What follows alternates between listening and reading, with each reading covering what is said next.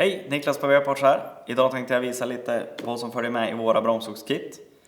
Och då är det först lite gummihandskar och även en stålborste för att rengöra. En liten glasspinne för att blanda färgen. Pensel, bromsrengöring och såklart färg och härdare. Det som man kan behöva utöver detta, det är då ett munskydd ska jag rekommendera. Du vill inte ha massa bromsdamm ner i lungorna. Och även lite extra bromsrengöring kan vara bra att ha. Så följ med får du se när vi målade våra bromsar på våran XC60.